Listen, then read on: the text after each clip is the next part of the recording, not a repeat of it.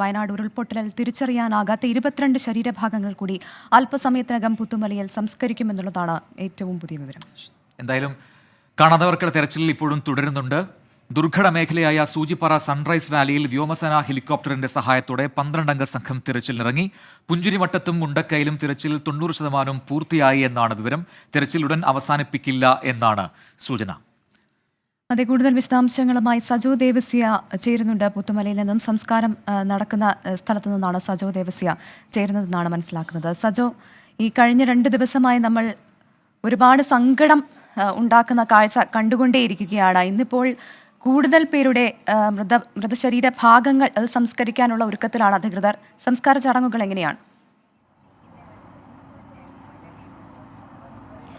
പ്രവിധ അല്പസമയത്തിനകം തന്നെ പുത്തുമലയിൽ സർക്കാർ പ്രത്യേകമായി ഒരുക്കിയ ശ്മശാനത്തിലേക്ക് മൃതദേഹ ഭാഗങ്ങൾ എത്തിക്കും. 22 ശരീരഭാഗങ്ങളാണ് ഇന്ന് സംസ്കരിക്കുക. കഴിഞ്ഞ ദിവസങ്ങളിൽ 37 മൃതദേഹങ്ങളും, അതായത് പൂർണ്ണതോതിൽ മൃതദേഹങ്ങൾ എന്ന് വിളിക്കാൻ കഴിയുന്ന മൃതദേഹങ്ങളുമൊപ്പം 154 ശരീരഭാഗങ്ങളുമാണ് ഇവിടെ സംസ്കരിച്ചത്. നമുക്ക് ഈ ദൃശ്യങ്ങളിലേക്ക് പോകാം. നമ്മുടെ നാടിൻ്റെ ആകെ ഉള്ളുലച്ചതാണ്. നമുക്ക് ഇത്തരം മുന്നനുഭവങ്ങളില്ല. കൂട്ടക്കുഴിമാടങ്ങൾ തീർത്ത് പ്രിയപ്പെട്ടവരെ, നമ്മുടെ സഹോദരങ്ങളെ ഉരുളെടുത്തു പോയ അവരെ സംസ്കരിക്കുക എന്നത് നമുക്ക് മുന്നനുഭവമില്ല. അതുകൊണ്ടാണ് നമ്മുടെ നാടൊന്നാകെ അതൊരു ഹൃദയവ്യതയോടുകൂടി കാണുന്നത്. തിരിച്ചറിയപ്പെടാതെ പോയ മനുഷ്യരാണ്. അവരുടെ ഉറ്റവർ യഥാർത്ഥത്തിൽ ഈ പരിസരത്തൊക്കെ ഉണ്ടാകും. പലരും ഈ കൂട്ടത്തിലുള്ളത് തങ്ങളുടെ ഉറ്റവരാണോ എന്ന കരുതിയൊക്കെ ഇവിടെ വരുന്ന ധാരാളം ആളുകൾ ഇപ്പോഴും ഇവിടെയുണ്ട്. അവർ തിരിച്ചറിയപ്പെടാതെ പോയവരാണ്. ഉരുളെടുക്കും മുൻപ്, ദുരന്തം വീഴും മുൻപ് അവർക്ക് കൃത്യമായ മേൽവിലാസം ഉണ്ടായിരുന്നു, ഐഡൻറ്റിറ്റി ഉണ്ടായിരുന്നു. പക്ഷേ ഇപ്പോഴങ്ങനെയല്ല. ഹാരിസൺ മലയാളത്തിൽ നിന്ന് സർക്കാർ ഏറ്റെടുത്ത 64 സെൻറ്റ് ഭൂമിയിലാണ് ഈ ശ്മശാനം തീർത്തിരിക്കുന്നത്. ഇവിടെയാണ് നമുക്ക് ഈ ദൃശ്യങ്ങളിലൊക്കെ കാണാം. ഔദ്യോഗിക ബഹുമതികളുണ്ട്. കഴിഞ്ഞ ദിവസത്തെ പോലെ തന്നെ, കഴിഞ്ഞ 2 ദിവസങ്ങളിലും സമാനമായ രീതിയിൽ ചെയ്തതുപോലെ തന്നെ ഇവിടെ സർവ്വമത പ്രാർത്ഥനയുണ്ട്. വിവിധ മതവിഭാഗങ്ങളുടെ പുരോഹിതർ നേരത്തെ തന്നെ ഇവിടെ സന്നിഹിതരാണ്. ഉടൻ തന്നെ മൃതദേഹങ്ങൾ ഇങ്ങോട്ടേക്ക് ആംബുലൻസിൽ എത്തിക്കും. നിലവിൽ തൊട്ടടുത്തേക്ക് എത്തിയിട്ടുണ്ട്. നമുക്ക് ഈ ആംബുലൻസുകൾ ഇവിടെ എത്തിയിട്ടുണ്ട്. ഉടൻ തന്നെ സംസ്കാര ചടങ്ങുകളിലേക്ക് പോകും.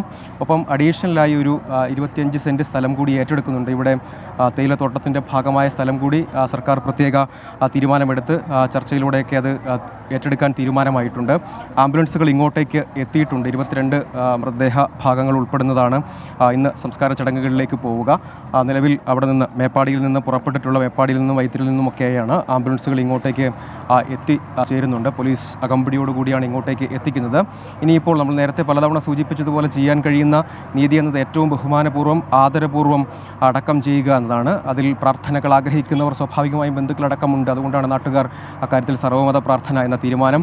ആ നിലയ്ക്ക് ഒപ്പം സർക്കാരിൻ്റെയും പോലീസിൻ്റെയും ബഹുമതികൾ, ആദരാഞ്ജലികൾ അർപ്പിക്കാൻ ഉദ്യോഗസ്ഥരുടെ സംഘം ഒക്കെ, ജനപ്രതിനിധികളുടെ സംഘമൊക്കെ ഇവിടെയുണ്ട്.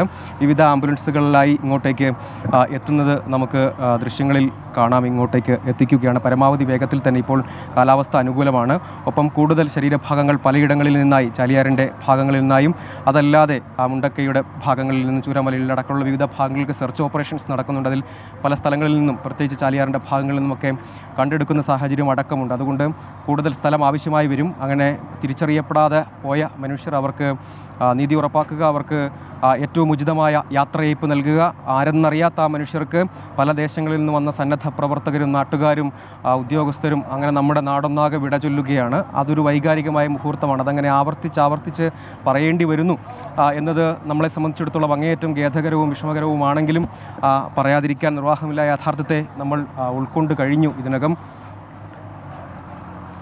6 ആംബുലൻസുകൾ നിലവിൽ ഇങ്ങോട്ടേക്ക് എത്തിച്ചേർന്നിട്ടുണ്ട്. ആദ്യഘട്ടത്തിലുള്ള ആംബുലൻസുകളാണ്. നേരത്തെ ഇനിയിപ്പോൾ തിരിച്ചറിയാനുള്ള സാധ്യതകൾ വളരെ വിരളമാണ്. നേരത്തെ സൂചിപ്പിച്ചതുപോലെ DNA സാമ്പിളുകൾ മാത്രമാണ്.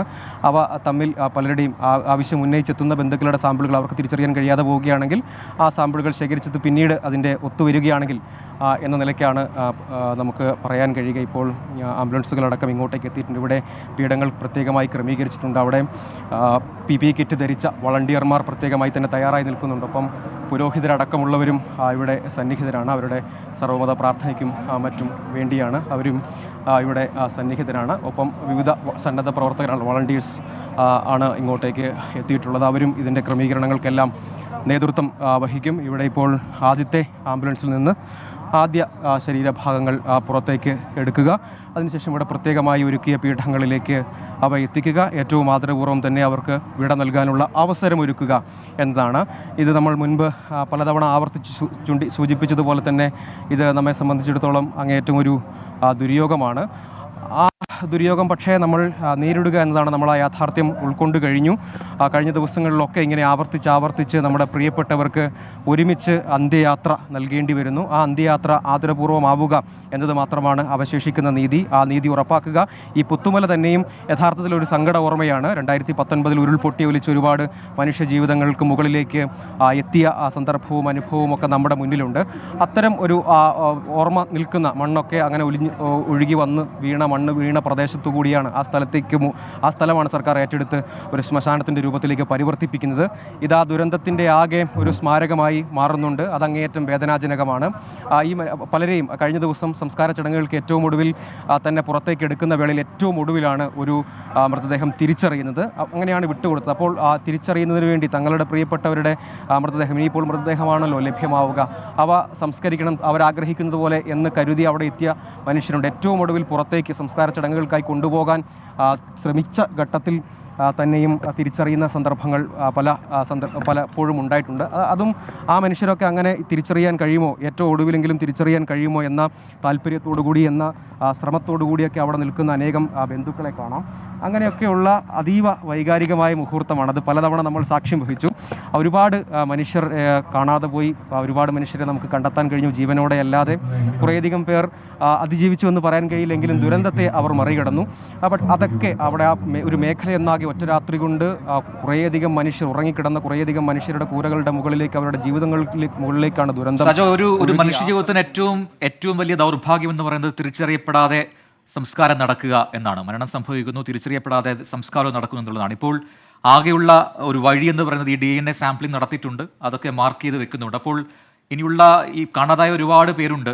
അപ്പോൾ അവരുടെയൊക്കെ ബന്ധുക്കൾ അവരന്വേഷിച്ച് വരുന്നുണ്ട്. ഇത് ഈ സംസ്കാര ചടങ്ങ് നടക്കുന്ന സ്ഥലത്ത് പോലും അവർ ദിവസങ്ങളായി എത്തുന്നുണ്ട്. അപ്പോൾ ഇതൊക്കെ ഈ ചടങ്ങുകളൊക്കെ കഴിഞ്ഞ ശേഷമുള്ള നടപടിക്രമങ്ങൾ എങ്ങനെയാണ്? ഇവരുടെയൊക്കെ സാമ്പിളുകൾ ശേഖരിച്ച് ഇതുമായി മാച്ചിങ് ചെയ്ത് നോക്കുക, അത്തരം പ്രവർത്തനങ്ങളുണ്ടോ? അതിനൊക്കെ ഏകോപനം എങ്ങനെയാണ് എന്നൊക്കെ ഈ ബന്ധുക്കളെ അറിയിച്ചിട്ടുണ്ട് ഇതിനോടകം. പ്രജിൻ, ഇക്കാര്യത്തിൽ സർക്കാർ ഒരു സ്പെഷ്യൽ ഓഫീസറെ നിയോഗിച്ചിട്ടുണ്ട്. ശ്രീധന്യ AS ആണ് സ്പെഷ്യൽ ഓഫീസർ. സംസ്കാര ചടങ്ങുകളുടെയും ഒപ്പം ഈ കാര്യങ്ങളുടെ ഏകോപനം അവർക്കാണ് നൽകിയിരിക്കുന്നത്. ആരോഗ്യ വകുപ്പിനാണ് ഇക്കാര്യത്തിൽ ഈ library DNA sample profile library തയ്യാറാക്കാനുള്ള ചുമതല ആരോഗ്യ വകുപ്പിനാണുള്ളത്. എല്ലാ മൃതദേഹ ഭാഗങ്ങളും, തിരിച്ചറിയപ്പെടാതെ പോകുന്ന മൃതദേഹ ഭാഗങ്ങളുടെ എല്ലാം സാമ്പിളുകൾ, DNA സാമ്പിളുകൾ ശേഖരിക്കും. അവയെല്ലാം ഒരു യുണീക്ക് നമ്പറിൽ, അതായത് എവിടെ നിന്നാണ് ലഭിച്ചത്, ഉദാഹരണത്തിന് നിലമ്പൂർ ഭാഗത്തു നിന്നാണെങ്കിൽ അത് ഒരു പ്രത്യേക നമ്പർ N എന്ന നമ്പർ ഉപയോഗിച്ച് നിലമ്പൂർ എന്ന് രേഖപ്പെടുത്തും. അതല്ല, ഓരോ സ്ഥലങ്ങൾക്കും അങ്ങനെ ഒരു ലെറ്റർ കൊടുത്തിട്ടുണ്ട്. ആ ലെറ്ററിന് ശേഷം ഒരു നമ്പറും ഉണ്ടാകും. അതൊരു യുണീക്ക് ID ആണ്. ആ IDയിൽ ആ സാമ്പിളുകളെല്ലാം ശേഖരിച്ചിട്ടുണ്ട്.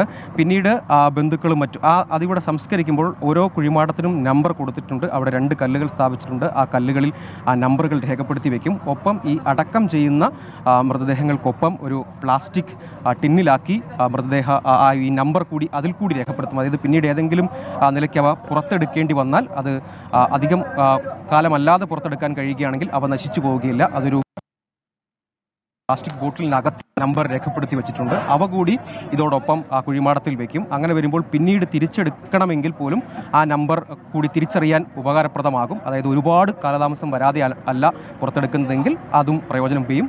അതല്ലെങ്കിൽ തന്നെയും ആ കുഴിമാടത്തിലെ നമ്പർ നോക്കി ഇത് തിരിച്ചറിയാൻ കഴിയും. അതായത് ബന്ധുക്കൾക്ക് എപ്പോഴെങ്കിലും അവരുടെ സാമ്പിളുകളുമായി ഈ സാമ്പിളുകളിൽ ഏതെങ്കിലും ഒന്ന് ഒത്തുവന്നാൽ അത് കുറേ കൂടി ഡിജിറ്റൽ സാങ്കേതികവിദ്യ ഉപയോഗിച്ച് ഭാവിയിൽ കുറച്ചുകൂടി സമയം അതിനെടുക്കും. അതൊരു സങ്കീർണമായ പ്രോസസ്സാണ്. അവർ സാമ്പിളുകൾ നൽകിയാൽ അതുമായി യോജിക്കുന്ന ഏതെങ്കിലും സാമ്പിളുകൾ ഉണ്ടോ എന്ന് കണ്ടെത്താൻ കഴിയും. ആ സാമ്പിൾ എവിടെയാണ് സംസ്കരിച്ചത് എന്നതിന് ഈ കുഴിമാടത്തിൽ കൊടുത്തിരിക്കുന്ന നമ്പർ, അതായത് ഇവർക്കിപ്പോൾ നിലവിലുള്ള അടയാളം ഏക മേൽവിലാസം എന്നത് ഈ നമ്പറാണ്. കുഴിമാടത്തിൽ 2 കല്ലുകളിലായി രേഖപ്പെടുത്തി വെച്ചിരിക്കുന്ന നമ്പറാണ്. ഏതെങ്കിലും കാരണവശാൽ ആ നമ്പർ മാഞ്ഞു പോവുകയോ മറ്റോ ചെയ്താൽ അകത്ത് അടക്കം ചെയ്തിരിക്കുന്ന പ്ലാസ്റ്റിക് ടിൻ അത് നശിച്ചു പോയിട്ടില്ലെങ്കിൽ അതിൽ നിന്നും കണ്ടെടുത്താൻ കഴിയും. അങ്ങനെ ഒരു സാധ്യത അവശേഷിക്കുന്നുണ്ട്. അതായത് ശാസ്ത്രീയമായി ഇനിയിപ്പോൾ ഇക്കാര്യങ്ങളിൽ ഒരു സാധ്യത അവശേഷിക്കുന്നുണ്ട്. എപ്പോഴെങ്കിലും ബന്ധുക്കൾക്ക്, ഉറ്റവർക്ക് അവർ തേടി വരുന്നുണ്ടെങ്കിൽ, അവർക്കതുമായി യോജിക്കുന്നുണ്ടെങ്കിൽ, മാച്ചാവുന്നുണ്ടെങ്കിൽ, താരതമ്യം ഉണ്ടാവുകയാണെങ്കിൽ ഉറപ്പായും അതിനുള്ളൊരു സാധ്യത അവശേഷിക്കും. തങ്ങളുടെ പ്രിയപ്പെട്ടവരുടെ മൃതദേഹം അല്ലെങ്കിൽ ശരീരഭാഗം ഇവിടെ അടക്കം ചെയ്തിട്ടുണ്ട് എന്ന് അവർക്ക് തിരിച്ചറിയാൻ കഴിയും. അക്കാര്യത്തിൽ പിന്നീട് അവരുടെ ആഗ്രഹം അനുസരിച്ചിട്ടുള്ള മറ്റു കാര്യങ്ങളിലേക്ക് അവർക്ക് പോകാൻ കഴിയും. അതൊരു സാധ്യതയാണ്. ഇനിയിപ്പോൾ അവശേഷിക്കുന്ന ഒരു സാധ്യത അതാണ്. മരണത്തിൽ തിരിച്ചറിയുക, പ്രിയപ്പെട്ടവരെ അവരാഗ്രഹിക്കുന്ന വിധം സംസ്കരിക്കുക എന്നതൊക്കെ ഒരു നീതിയാണ്. സ്വാഭാവികമായും ആളുകൾക്ക് പലതരം വൈകാരികമായ ആഗ്രഹങ്ങളൊക്കെ അക്കാര്യത്തിൽ ഉണ്ടാകും. കാരണം ദുരന്തം സംഭവിച്ചു കഴിഞ്ഞു, അത് നമ്മൾ കണ്ടു കഴിഞ്ഞു, അതിനെ നമ്മൾ നേരിട്ടുകൊണ്ടിരിക്കുന്നു. പക്ഷേ ഇനിയിപ്പോൾ സാധ്യമായ കാര്യങ്ങൾ അതാണ്. അതായത് പലതും നേരിട്ട് തിരിച്ചറിയുക എന്നത് ഇനിയിപ്പോൾ പല കാര്യത്തിലും സാധ്യമല്ലാതെ വരുന്നുണ്ട്. പലപ്പോഴും മൃതദേഹങ്ങൾ തന്നെ വെച്ച് തിരിച്ചറിയാൻ കഴിയുകയില്ല. പക്ഷേ ശരീരത്തിൽ നിന്നും മറ്റും ലഭിക്കുന്ന അവർ ധരിച്ചിരുന്ന ചില ആഭരണങ്ങളൊക്കെയാണ് പലപ്പോഴും തിരിച്ചറിയാൻ ഒരു സാധ്യതയായി മാറുന്നത്. അതിൻ്റെ ചിത്രങ്ങൾ കൂടി എടുത്ത് സൂക്ഷിക്കാൻ നേരത്തെ തീരുമാനിച്ചിരുന്നു. അത്തരം ചിത്രങ്ങൾ കൂടി പ്രത്യേകമായി ഉദ്യോഗസ്ഥരെ നിയോഗിച്ചുകൊണ്ട്, ആളുകളെ നിയോഗിച്ചുകൊണ്ട്, സന്നദ്ധ പ്രവർത്തകരെ നിയോഗിച്ചുകൊണ്ട് ചിത്രങ്ങൾ പകർത്തിയിട്ടുണ്ട്. അവ ആ നമ്പർ തന്നെ രേഖപ്പെടുത്തി ആ ചിത്രങ്ങൾ ഡിജിറ്റലായി തന്നെ സൂക്ഷിക്കാനുള്ള ഒരു തീരുമാനങ്ങൾ കൂടിയുണ്ട്. ഭാവിയിൽ DNA സാമ്പിൾ അല്ലാതെ ഈ ചിത്രം കണ്ടും ആളുകൾക്ക് വേണമെങ്കിൽ ആ ചിത്രം ആക്സസ് ചെയ്ത് അത് കണ്ട് ആഭരണങ്ങളുടെ ചിത്രങ്ങൾ പകർത്തി വയ്ക്കും. അങ്ങനെ വരുമ്പോൾ ആ സാധ്യത ഉപയോഗിച്ചും ആവശ്യമെങ്കിൽ തിരിച്ചറിയാൻ കഴിയും. അവയൊക്കെ കുറച്ച് സങ്കീർണമായ പ്രക്രിയയാണ്. പക്ഷേ ഇവിടെ ഞാൻ ശ്രദ്ധിച്ചൊരു കാര്യം, ഉദ്യോഗസ്ഥരൊക്കെ ഇവിടുത്തെ സ്പെഷ്യൽ ഓഫീസറാണെങ്കിലും ഉദ്യോഗസ്ഥരുമൊക്കെ അടക്കം ചെയ്യുമ്പോൾ ആ നമ്പറുകൾ മാറിപ്പോകാതിരിക്കാൻ വലിയ സൂക്ഷ്മത പുലർത്തുന്നുണ്ട്. സന്നദ്ധ പ്രവർത്തകർ അതിനുവേണ്ടി അത്യധ്വാനം ചെയ്യുന്നുണ്ട്. വലിയ സൂക്ഷ്മത അവരുടെ ഭാഗത്തു നിന്നും പലപ്പോഴും ശ്രദ്ധയിൽ വന്നിട്ടുണ്ട്. കാരണം അവരൊക്കെ ആവർത്തിച്ച് പറഞ്ഞൊരു കാര്യം, ആ നമ്പറുകൾ ഒരിക്കലും മാറിപ്പോകാതിരിക്കാൻ ഓരോ കുഴിമാടത്തിലേക്ക് വെക്കുമ്പോഴും അതിനുവേണ്ടി പ്രത്യേകം നിയോഗിക്കപ്പെട്ട ഉദ്യോഗസ്ഥരുടെ സംഘം അത് വിശദമായി വീണ്ടും പരിശോധിച്ച് ഒന്നുകൂടി ഉറപ്പിക്കുന്നുണ്ട്. ഒപ്പം ഈ PPE കിറ്റ് ധരിച്ച വളണ്ടിയർമാർക്കും അക്കാര്യത്തിൽ പ്രത്യേകമായ നിർദ്ദേശങ്ങൾ അവരെ കാര്യങ്ങൾ ബോധ്യപ്പെടുത്തിയിട്ടുണ്ട്. അതുകൊണ്ട് അവരും അതിൻ്റെ പ്രാധാന്യം എത്രത്തോളം ഉണ്ടെന്ന് അവർക്കും അറിയാം. അതുകൊണ്ട് അവരും ആ സൂക്ഷ്മത പലപ്പോഴും പുലർത്തുന്നുണ്ട് എന്നതാണ് എടുത്തു പറയേണ്ട മറ്റൊരു കാര്യം. അങ്ങനെ ഒരു സൂക്ഷ്മത അവർ പലപ്പോഴും പുലർത്തുന്നുണ്ട്. അതുകൊണ്ട് ആ ഒരു സാധ്യത അവശേഷിക്കുന്നുണ്ട്. പക്ഷേ അപ്പോഴും അങ്ങേയറ്റം വൈകാരികമായ ഒരു സാഹചര്യമാണ്. കാരണം ഇങ്ങനെ ഒരു പൊതുശ്മശാനം സർക്കാരിൻ്റെ നേതൃത്വത്തിൽ ഒരു ഭൂമി ഏറ്റെടുത്ത് ഒരു സ്ഥലത്ത് ദുരന്തത്തിൽ മരിച്ചവരെ ഒന്നായി അവർ തിരിച്ചറിയപ്പെടാതെ പോയതുകൊണ്ട് ഒന്നായി സംസ്കരിക്കേണ്ടി വരിക, ആ ആളുകളുടെ ജീവൻ നഷ്ടമായ തീരാവേദനയ്ക്കൊപ്പം തന്നെ നമ്മെ അങ്ങേയറ്റം വേദനിപ്പിക്കുകയും ദുഃഖിപ്പിക്കുകയും ഒക്കെ ചെയ്യുന്ന ഒരു കാര്യമാണത്. അങ്ങനെ നമ്മെ തീർച്ചയായും വളരെയധികം വേദനിപ്പിക്കുന്ന കാഴ്ചയാണ് കഴിഞ്ഞ 2 ദിവസമായി നമ്മൾ കണ്ടുകൊണ്ടിരിക്കുന്നത്. മൃതശരീരങ്ങൾക്കൊപ്പം മൃതശരീര ഭാഗങ്ങൾ കൂടി സംസ്കരിക്കുന്നു എന്നുള്ളത് അത്യന്തം വേദനാജനകമായ കാര്യമാണ്. ആരാണെന്നോ ആരുടേതാണെന്നോ അറിയാത്ത മൃതശരീര ഭാഗങ്ങൾ കൂടിയാണ് ഇത് എന്നതാണ് ഏറ്റവും പ്രധാനപ്പെട്ട കാര്യം. ഷഹദ് റഹ്മാൻ കൂടി ചേരുന്നുണ്ട് കൂടുതൽ വിശദാംശങ്ങളുമായി. ഷഹദ്, ഈ കൂടുതൽ തിരച്ചിൽ ഈ മേഖലകളിലൊക്കെ നടക്കുന്നുണ്ടെന്നാണ് മനസ്സിലാക്കുന്നത്. ഒപ്പം തന്നെ ഈ ചാലിയാർ മേഖലയിൽ നിന്ന് അല്പസമയം മുൻപ് മൃതശരീര ഭാഗം ലഭിച്ചു എന്നുള്ള വാർത്ത കൂടി പുറത്തു വരുന്നുണ്ടായിരുന്നല്ലോ. അത്തരത്തിൽ ലഭിക്കുന്ന മൃതദേഹവും മൃതദേഹ ഭാഗങ്ങളും സമാനമായ രീതിയിൽ ഇവിടെ തന്നെ ആകില്ലേ സംസ്കരിക്കുക?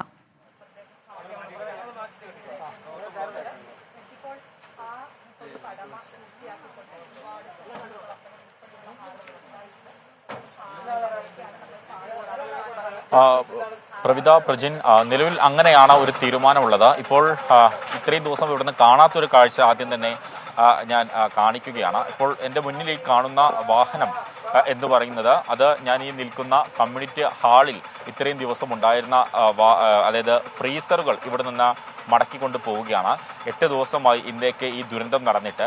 അപ്പോൾ ഇവിടെ ഈ ശരീരങ്ങളാകട്ടെ അല്ലെങ്കിൽ ശരീരഭാഗങ്ങളാകട്ടെ ഇതെല്ലാം സൂക്ഷിച്ചിരുന്നത് ഇവിടെ ഈ താൽക്കാലികമായിട്ട് തയ്യാറാക്കിയിട്ടുണ്ടായിരുന്ന ഈ മോർച്ചറിയിലാണ്, അല്ലെങ്കിൽ അത്തരത്തിൽ സജ്ജീകരിച്ച ഒരു പ്രത്യേക മുറിയായിരുന്നു. ഇവിടെയായിരുന്നു ഇത്തരത്തിൽ മൊബൈൽ ഫ്രീസറുകളൊക്കെ സൂക്ഷിച്ചിരുന്നത്. ഇപ്പോൾ അവിടെ നിന്നും ഈ മൊബൈൽ ഫ്രീസറുകൾ ഒക്കെ ഇവിടെ നിന്ന് കൊണ്ടുപോവുകയാണ്. കാരണം ഇപ്പോൾ ഞാൻ ഈ നിൽക്കുന്ന കമ്മ്യൂണിറ്റി ഹാളിൽ ഒരു മൃതദേഹം പോലും അവശേഷിക്കുന്നില്ല, ശരീരഭാഗങ്ങൾ പോലും അവശേഷിക്കുന്നില്ല. സമാനമായ രീതിയിൽ MSA ഓഡിറ്റോറിയത്തിലും ഇനി ഒരു മൃതദേഹം പോലും ഇല്ല, ശരീരഭാഗങ്ങളുമില്ല. ഇന്ന് ഏറ്റവും ഒടുവിൽ ഇപ്പോൾ സംസ്കരിക്കാൻ പോകുന്നത് 22 ശരീരഭാഗങ്ങളാണ്. അപ്പോൾ ഈ 22 ശരീരഭാഗങ്ങളും ഇതിനോടകം ഇവിടെ നിന്ന് കൊണ്ടുപോയി 6 ആംബുലൻസുകളിലായിട്ടാണ് കൊണ്ടുപോയത്. ഇവിടെ നിന്ന് 2 ആംബുലൻസ്, ഞാൻ ഈ നിൽക്കുന്ന കമ്മ്യൂണിറ്റി ഹാളിൽ നിന്ന് 2 ആംബുലൻസും അല്പം മുമ്പ് നമ്മൾ ദൃശ്യങ്ങളിൽ കാണിച്ച MSA ഓഡിറ്റോറിയത്തിൽ നിന്ന് 4 ആംബുലൻസും, അങ്ങനെയാണ്. MSA ഓഡിറ്റോറിയത്തിൽ നിന്ന് 18 ശരീരഭാഗങ്ങളും ഇവിടെ നിന്ന് 4 ശരീരഭാഗങ്ങളുമാണ് കൊണ്ടുപോയിട്ടുണ്ടായിരുന്നത്. അപ്പോൾ ഇനി ഇവിടെ ഈ മൃതദേഹങ്ങളൊന്നും അവശേഷിക്കാത്തത് കൊണ്ടും അതുപോലെ തന്നെ ശരീരഭാഗങ്ങൾ ഇല്ലാത്തത് കൊണ്ടും നിലവിൽ ഇവിടെ നിന്ന് അത്യാവശ്യം വേണ്ട ഫ്രീസറുകൾ മാത്രം വെച്ച് ബാക്കി ഫ്രീസറുകളൊക്കെ മറ്റിടങ്ങളിലേക്ക് മാറ്റുകയാണ് എന്നുള്ളതാണ് ഇപ്പോൾ നമ്മൾ ഇവിടെ സംസാരിച്ചപ്പോൾ നമുക്ക് മനസ്സിലാക്കാൻ സാധിച്ചിട്ടുള്ളത്. പ്രവിധ സൂചിപ്പിച്ചതുപോലെ തന്നെ ഇവിടെ നിന്ന് ഇപ്പോൾ പരിശോധനകൾ വിവിധ ഇടങ്ങളിൽ പരിശോധനകൾ നടക്കുന്നുണ്ട്. ആ പരിശോധനകൾ നടക്കുന്ന ഇടങ്ങളിൽ നിന്ന് ഇനി മൃതദേഹങ്ങൾ അല്ലെങ്കിൽ ശരീരഭാഗങ്ങളൊക്കെ കണ്ടുകിട്ടും. പക്ഷെ ആ കിട്ടുന്നത് താൽക്കാലികമായിട്ട് സൂക്ഷിക്കാനുള്ള സംവിധാനങ്ങൾ ഇപ്പോൾ മാത്രം അവശേഷിപ്പിച്ചുകൊണ്ട് കൂടുതലായിട്ടുണ്ടായിരുന്ന ഇത്തരം ഭാഗങ്ങളൊക്കെ ഇവിടെ നിന്ന് കൊണ്ടുപോവുകയാണ്. ഇപ്പോൾ വിവിധ സന്നദ്ധ സംഘടനകളുടെ നേതൃത്വത്തിലാണ് ഇത് കൊണ്ടുപോകുന്നത് എന്നുള്ളതാണ് നമുക്ക് മനസ്സിലാക്കാൻ സാധിക്കുന്നത്. ഇതാ മുടക്കും ഇവിടുന്ന് ഇപ്പം കൊണ്ടുപോവാണോ? ഇവിടെ ഈ ഫീസറുകളൊക്കെ ബൾക്കായിട്ടുണ്ടായിരുന്നത് കൊണ്ടുപോകാം. ഇപ്പം എത്ര എണ്ണം ഇവിടുന്ന് കൊണ്ടുപോകാൻ തീരുമാനിച്ചിട്ടുള്ളത്? അതായത് ആവശ്യക്കാർ കൊണ്ടുവന്ന ആളുകൾ അവരുടെ കൊണ്ടുപോട്ടെ എന്ന് ചോദിച്ചു വരുന്നത് നമ്മൾ തിരിച്ചുവിടുന്നതാണ് ചെയ്യുന്നത്. ഇത്രയധികം ഫീസറുകളുടെ ആവശ്യം ഇവിടെ വരില്ല. ഇനി ഇപ്പം ഇത്ര അധികം വരില്ല എന്നാണ് നമ്മൾ പ്രതീക്ഷിക്കുന്നത്. അങ്ങനെയാണ് ആഗ്രഹവും. അങ്ങനെ സംഭവിക്കട്ടെ എന്നാണ്. ഇപ്പം എത്ര എണ്ണം കൊണ്ടുപോയി?